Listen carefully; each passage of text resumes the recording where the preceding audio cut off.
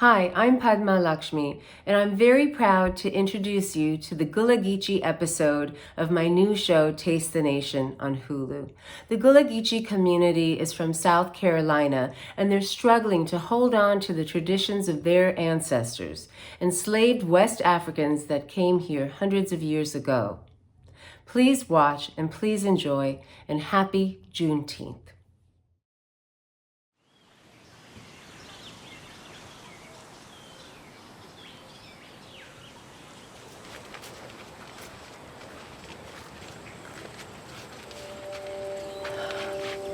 Wow.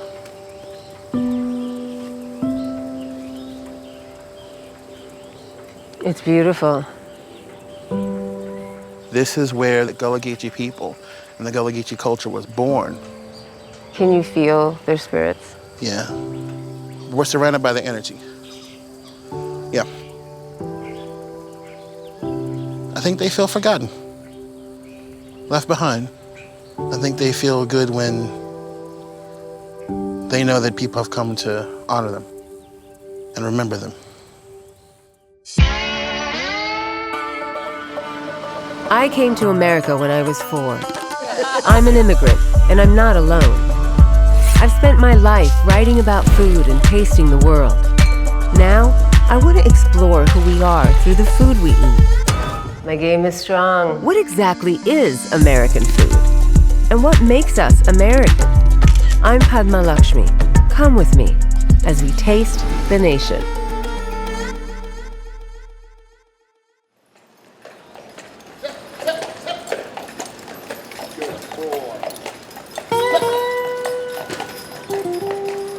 Gullah Geechee culture and the people have contributed a lot, not only to the South Carolina culture, but to United States culture, period. That is who I am. That's who my entire family is. That's what the land is. That's what we do. That's how we live. A large part of what identifies the Gullah Geechee community seems to be our foodways. Listen, y'all boy, down here, food is important to us in Chucktown. Geechee on the red rice on the plate. You ain't getting mac and cheese, boy, you gotta wait. They got greens, beans, potatoes, tomatoes. You can hold a banana pudding, I get them later. Seafood, rice, got crab all in it. If you hold us some shrimp too, boy, you know that you're winning. Hey, now we embracing that geech. Embrace.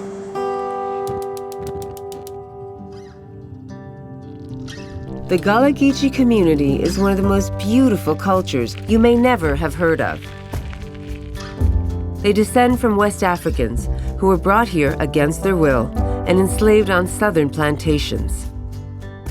Today, almost 200,000 still live along the coast from northern Florida up to North Carolina. Many are here in the Charleston area, the unofficial capital of the Gullah Nation. Out of the African diaspora, the Gullah Geechee have one of the strongest remaining holds on their distinctive culture, language, and food traditions. But with increasing threats to their way of life, how do the Gullah maintain their identity? And how will they reclaim their rightful place in American history? Who am I? I'm a Gullah Geechee descendant. If you go back 8 generations of my mother's line, you had a woman born in Sierra Leone, and she was brought to South Carolina, one of the largest markets for enslaved people. Here you have all parts of that story. This is 300 some years of sustained history that often gets, lost. James Beard award-winning writer Michael Twitty is a gifted culinary historian who preserves the stories of his ancestors through food. And this is where those stories began, on plantations, just like Middleton Place. This is the land that they cleared. The openness that you see here, that's human beings. Who did that? Who did this? The dichotomy of the splendor and the suffering. You can't walk through these pristine gardens without acknowledging America's painful history of slavery and the atrocities that Gullah people endured. In the late 17th century or so, Carolina was a backwater. This was swamp. This was marsh. swamp. No Englishman knew what to do with this land. Yeah. And then they decided to start bringing in people. Let's bring in people who know how to grow rice. And this is where my family comes in. West Africans from a region called the Rice Coast were targeted for their knowledge of cultivating this difficult crop. Forced into slave labor, in bondage, they turned treacherous swamps into productive rice fields. Is this what they would have found if they had to turn an area into a rice paddy? Probably even denser. Lots of alligators, lots of diseases. Deadly. Deadly. Despite unimaginable suffering, the Gullah Geechee were able to retain their unique culture and pass it down for generations. At the heart of it is rice. It's always consumed communally. It's not you get a plate, I get a plate. It's we as a family extending families together and have that rice. As they say in West Africa, if you sit at my table and eat with me, you'll know who I am.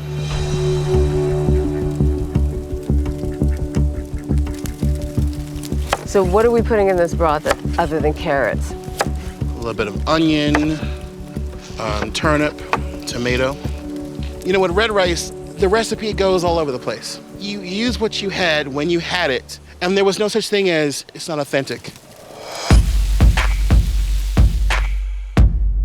Red rice is a cherished Gullah staple, especially here in Charleston. To honor its history, Michael makes it exactly as his ancestors would. I mean, literally. He cooks with traditional recipes and tools. Ready? Okay. Does this go in here now? A pinch, my dear, not a whole ton. Water, please.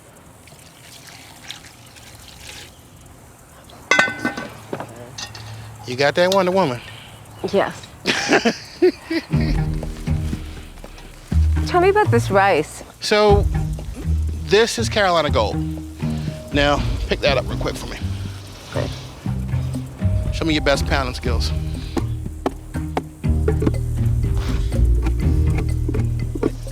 All right. So That breaks the rice, though. yeah. So, and when I did the first time, I did the same thing. So let's look at it. So some of the grains are still whole, right? Some. I'm good at fanning it. I'm not good at pounding anything. So tell me more about that. Your fanning experience. I gotta know. Well, in India, when I would sit by my grandma, we would throw How the was rice it different? up. Well, I don't know how to use an African basket. I know how to use a Right. Indian basket, but you have to do You it wanted like to make this. sure that before it got in that pot, it was clean. Yeah. Just like that sound that you made, yep. You catch it, yep. Oh, look at all that. Right. A lot of hull fell off. Right? Now here's the other part though. And I'm not gonna be able to do this perfectly, Okay. but I'll show you.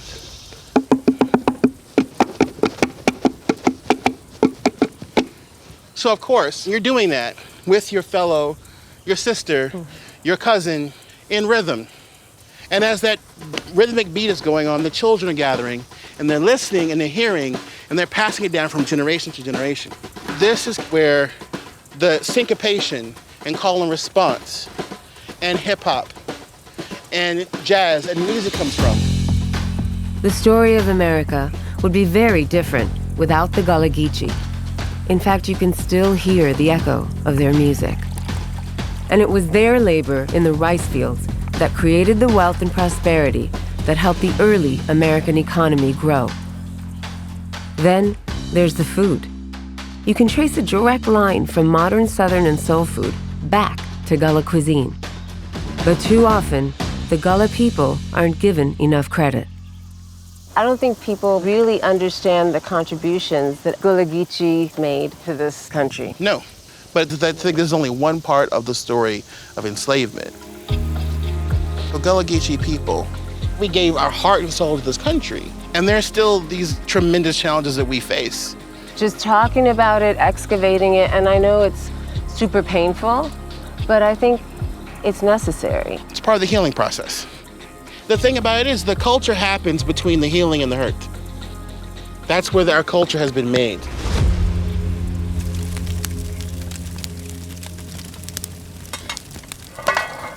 Oh yeah. Now, do you want it to dry more, or do you want to serve it like this? It's wetter than usual, but Okay. it is what it is.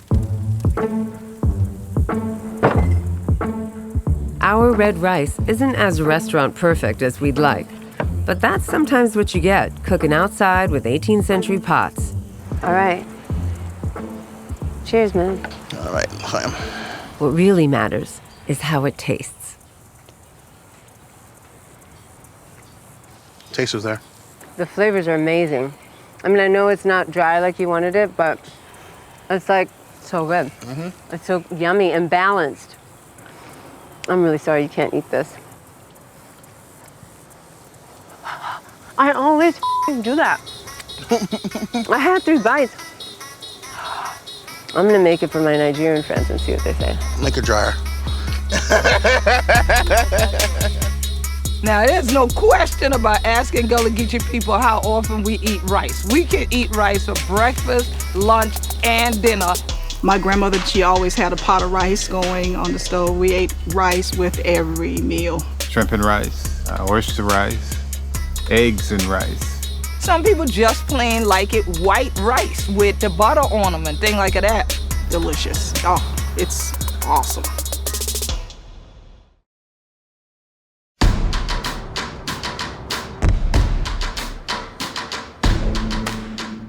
Gullah Geechee means eating off the land, knowing where your food comes from. The culture is tied to the land, being able to produce the food that you know is a part of your culture. And our waterways are also a very important part of who we are and how we live.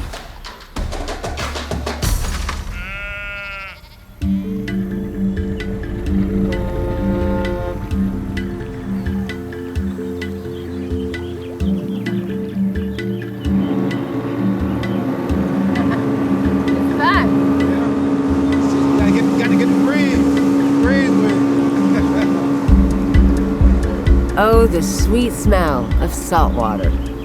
I'm here with Keith Smiley and Jarrell Brown, a father-son crabbing team with about 50 traps around the Charleston Sea Islands. The Smileys have lived and worked off these islands for generations. Let her try to handle it. No, that was on purpose, Smiley. I wasn't trying to jump overboard. I tell you what, take them right here. And hold your hand right there, turn them over. Okay. There you go.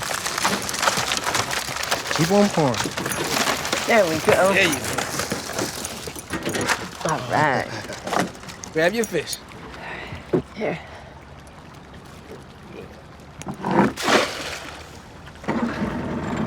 All right. Got a real crabber now. Got a real crabber. Real crabber. It's messy, but it's fun. Yes.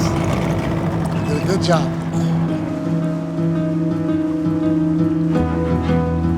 One time back, you're gonna live off the water and live off the land. Really? What's that like? It's just a whole culture of things from the land. That's plums, okra, hogs, everything. Without going ever to the store? But you ain't gotta even go to the store. We should all experience food this way, eating what you can catch and harvest, relying on nothing more than your own 2 hands and the bounty of your land. But these days, living the Gullah way is getting harder and harder. How has this place changed? Well, in the last 10 years, there's been a lot of changes even with the crab. We used to catch like a bushel of crab on 1 trap. How much is that? About a half a bushel. And I done pull about what? 5 or 6. It was a big change. Yeah. Even the heat we have this year is different. It's hot. The water is getting hot, so it's actually killing the fish. Because it's too warm? Yeah, because it's too warm. A warming ocean, rising sea levels, increasing severe storms. These tidal and barrier islands are especially vulnerable to the changes in the environment. And what threatens their land endangers their way of life. What does it mean to a culture like the Gullah Geechee when they live off the land and you have less crab, less fishing? How are they dealing with it? One day at a time. That's it.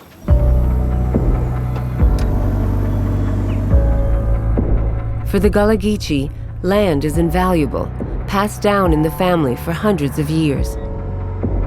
But beyond climate change is the pressing problem of gentrification. Much of their ancestral land is prime waterfront property in a region bustling with tourism. Soaring taxes and new residents are pushing the Gullah Geechee out. With increasing land loss, many are concerned that the culture is in danger of disappearing. But they're fighting back with a spirit that continues to overcome so much.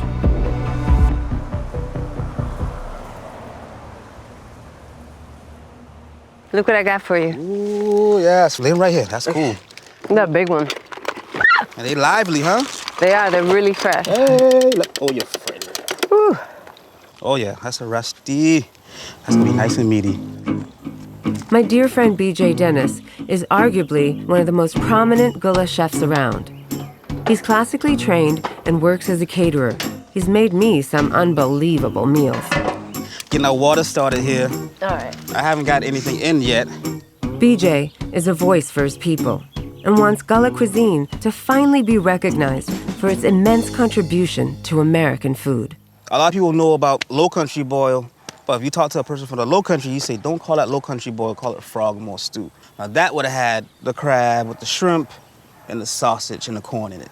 But this is just a simple crab boil. So Tell me what to do. I'll be your sous chef. It all depends on the cook and what you got at your house. Okay, what's in your house right now? Well, we got some of our local crab seasoning. What's in there? It's like a salt seasoning blend. It's slow spicy. It has garlic in there. Is it yours or is it Old Bay? It's not Old Bay. Okay, it's a good. Charleston special. Like you go to Charleston crab houses, seafood houses, you see this there. And I made this morning some fresh pepper sauce, which just pureed these Charleston cayennes, which is indigenous to here. Some celery and some other things in there. This is beautiful. This is something that somebody probably doing right now in the yard, sitting back, drinking some beers. They just had a crab trap. Little ginger, little smashed garlic. This will clear you right up. I'm gonna do a little splash of that. Go ahead, be liberal. I didn't grow up eating a lot of Meat. animals, but seafood is king. Seafood is Gullah. Oh, yes. You know, shrimp, crab, fish. It smells good. I smell the hot peppers too. All right, let's dump these crabs in here. I think that, you know, everything that the American cuisine is today is because all these different people and different cultures contributed to it. So what do you think the Gullah contributions to American cuisine are about?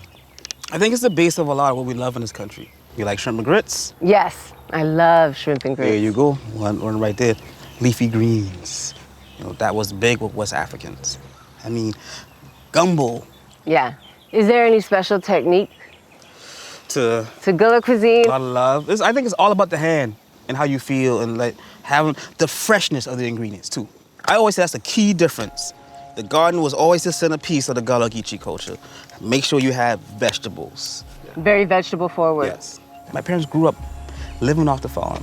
I mean, that was survival for them. It sounds like it's the original farm-to-table cuisine. Yeah. You're using what you can from nearby and fresh. What else could it be but farm-to-table? In its purest form. So these crabs look like they're about ready there, Padma. I love to give a little love shake on them while they're coming out like that. They're still holding on. That's beautiful. I'm gonna sprinkle, this is just my touch. You want a little bit of that seasoning on your fingers when you start breaking in the crab. So you get a little... That's why you put it on top? Yeah. Looking good. All right, what is the technique and what is the secret to getting as much meat out as you can? I always make a mess and get very little. Right here, we just crack it. That's the claws. So I just bite this? Well, I would bite right here. Right there.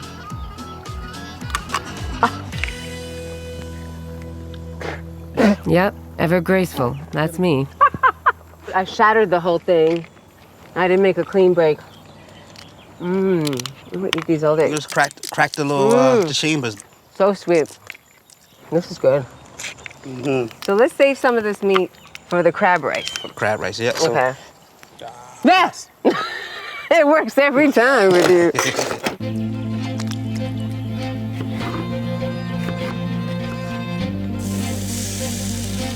These days, many Gullah families have given in to the pull of convenience and turned away from their traditions of living off the land.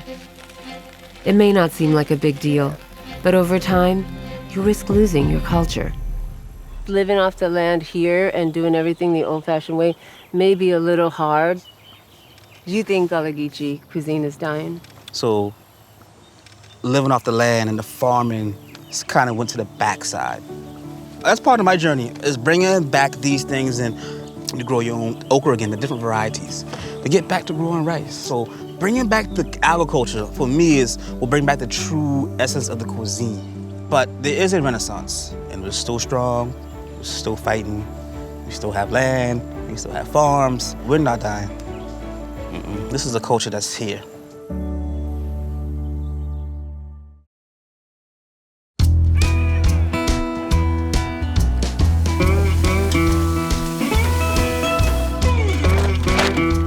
Uh-oh. One's crawling. A lot of time when we eating food, we gonna say that food bussin'. Bussin' means the food was really, really, really good. For example, that red rice and fudge your granny had made, look, yeah, that thing been bussin'. Bussin'. He been good. So, what is a crab crack? Let me show you. All right. Crab crack. Let me tell you. Don't pay him no attention. But anyway, when you go to a crab crack, Yeah? they put all the crab on the table. Should I do it? Yeah. Just take the crab out. Joining us in Cracking Crab are Keith Smiley's wife, Mona Lisa, and B.J. Dennis's cousin, Jessica Berry. This is delicious, BJ. This is so good. Thank you. Oh yeah, that rice is good. Oh man, I can't wait. They're good, it looks good. Thank you. Food is identity here, and so is their language. An oral tradition they're fighting to preserve.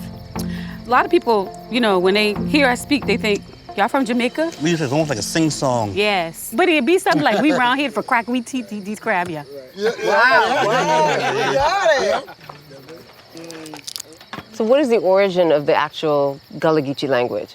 So the enslaved Africans were brought onto these islands, and none of them spoke the same language. And so what was developed was the blended language mixed with the English that we were hearing on the plantation, and the Creole language that we know as Gullah. Their language is such a beautiful way to unify the community and keep the culture alive. But throughout history, it's been mischaracterized as broken English. You know, okay, for instance, in Charleston, people coming up, street, strawberry. But we don't know that because when we came from West Africa, West African languages, there's no t, no t. So when people came over, they said street, strawberry. When you didn't learn the culture behind it and the history, then you think it's ignorant. Right, You know, like you're dumb. Backward. Yes. Right. Now, you told my mama, you or my daddy, it was Geechee. That was a fight. So it was a slur? It was a slur. If you say Geechee, that was a slur. Yeah. And so people never claimed it. It wasn't like something that you were proud of. At least my mom, my grandma, they weren't proud. They didn't talk about that. To avoid further discrimination, many Gullah people have been reluctant to pass on the language. Now, it's mostly spoken by community elders, but there's a movement to revive it. And you got like people doing Instagram and Facebook, you got social media putting it out there now. So it's educating the kids that, look, you do speak a language, it is a language. Then they begin to celebrate and they like it. Because now the younger generation is now proud to say, I Geechee.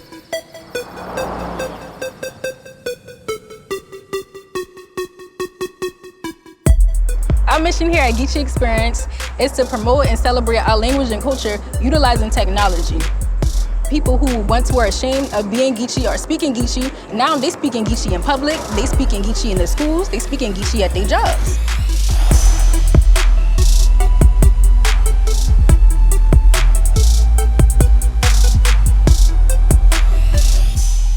All right. Who's doing the water? You can fill this up with water. Me as I do water. Remember, 2 tablespoons of fish emulsion. Here on St. Helena Island, Sarah Reynolds Green grows organic produce the way her Gullah Geechee elders taught her. Who's gonna drop the plants? I will. Her family has survived off this plot of land for generations. And now, locals as young as 5 come here to soak up her knowledge and bring home the bounty of what they grow. You know you want to get the 45-degree angle. There you go. Because their legs are pretty long, so we need it deeper so we can put more of the roots. Hello. Hi there. Hi. How's it going? Good. Are you planting okra? Yes. How do you plant okra? So we have these, we dig a hole into it, and then we put water in it, and then... Water?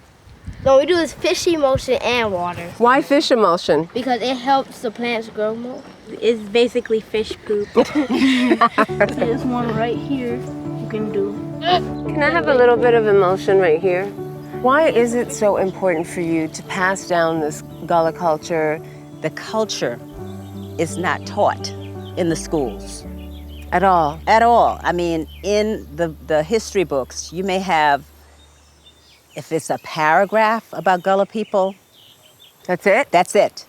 So I said, you know, we've got to do something. You know how to do it. Don't dig it deeper. What are you doing? No. Loving kindness. Loving kindness. Do the children understand that this is how their ancestors farmed? Yes, and it's still a work in progress to get them to understand how important that is that they're learning, but they've got to learn their history. And I think that those things about their culture are part of what made this country succeed. Yes. Just for them to understand that lifts that self-esteem. Let's go over to the okra field, guys. That is a huge one. Do you just pluck it like that? Yes. You just see, this one's gonna be hard. Okay. And that's one there. Wait. There you go. All right. So can you eat these raw? Yes. Can I eat this one? Is this a good one? Mm-hmm. It's good. I remember this taste from when I was their age, because my grandma made okra all the time. You're saying you farmed just like your mother taught you. Yes, I did. And I'm sure her mother or grandmother taught her. Exactly. And my great-grandfather was a farmer, and he purchased that 20 acres of land between 1863 and 1865. So right after emancipation. After emancipation, rice production wasn't as profitable without enslaved labor, and many plantation owners decided to sell their farms. The formerly enslaved Gullah Geechee were able to buy the land they had once worked in bondage. As free people, they started over, with nothing more than their spirit, their knowledge, and this land. Our ancestors, oh my gosh, these people were amazing. What they did. What they did with so little. With nothing, really. Yeah, with nothing. No one knew how to read or write, but they had an intellect. They had knowledge of growing and farming and fishing, everything that there is to be self-sufficient. They had their own body of education. Yes. This family land is filled with history. It's holy and precious and can never be replaced. It's why the Gullah Geechee fights so hard to protect it. We've got to keep this place alive because that's all they had, was to give us some land. And that was very hard won. That was hard won, yes.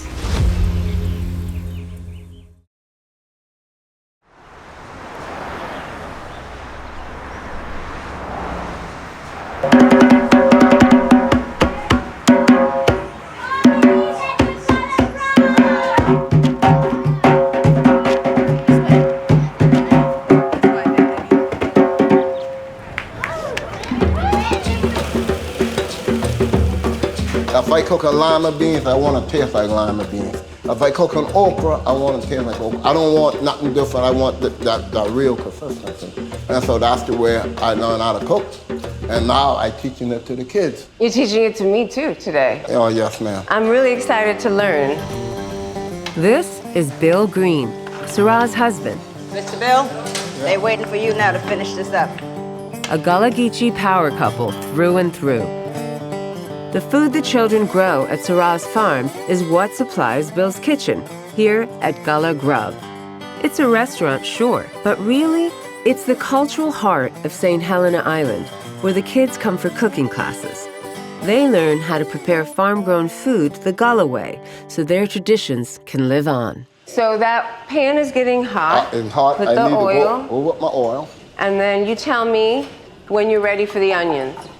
All right, ready for the onion. But that's for gumbo, right? All right, just should brown them up real quick. Gullah Geechee shrimp gumbo is a West African-style one-pot stew made with a savory tomato base.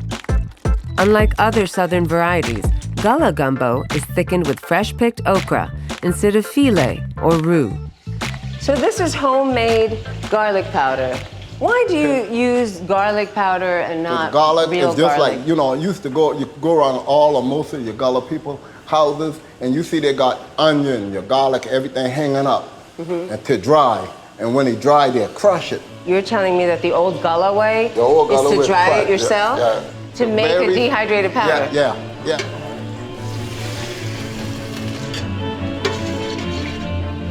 You've dedicated your life to passing on this kind of farm-to-table, true cuisine. That's right. Gullah people, that's their way. Like Sarah, what Bill knows, he shares, passing on the values that shape the core of their people. First thing they learn coming into me is you got to learn loving kindness, because you got to have that.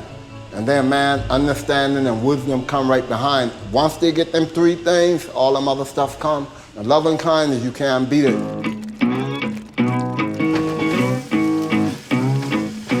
You're giving these kids knowledge of food and health, but you're also teaching them a profession. As well as love and kindness. That's the deal. The real deal. You got them. All right, let me give some love and kindness to this gumbo. Go ahead, yeah, just one ladle, so it cools easy. It's good.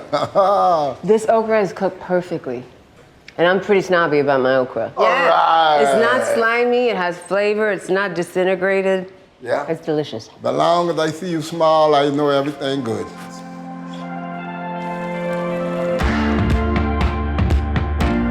Everybody look here. Hi. Nice to meet you. From West Africa to Charleston, this is a rich and special heritage, a culture of sharing, a unique dialect, sea and farm-to-table traditions, a savory, rice-based cuisine. It has so much flavor. The Gullah people don't often get the recognition, but they are the backbone of the American South. It's music and food. Their traditional ways have been safeguarded for centuries. Modern life presents new challenges to the community. Today, the Gullah Geechee are reclaiming their culture. The more of you can join us in doing what we do, the more little hearts and minds we will touch. And they aren't going anywhere. I'm sure you spend a lot of time giving counsel to all your students about having pride, about exploring their history. What would you say to every young African American if they were watching you now? Probably say, you are great. You came from greatness. And you will leave here from greatness, because it never leaves you. It's in your DNA.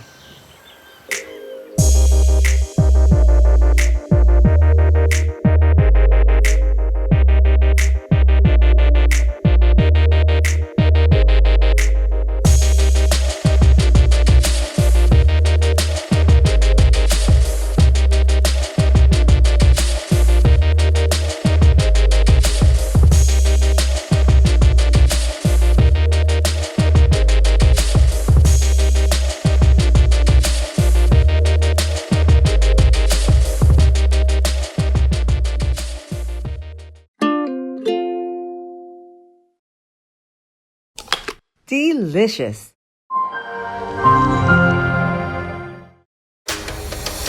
So what are we having for lunch? That's juicy. We take the best of all cultures that land here, spin it into something new and wholly American. I'm drooling and I don't even care. Looking good. This is not at all what I expected to eat. My plan works. How can it not be delicious? It's carbs that are fried. My two favorite things.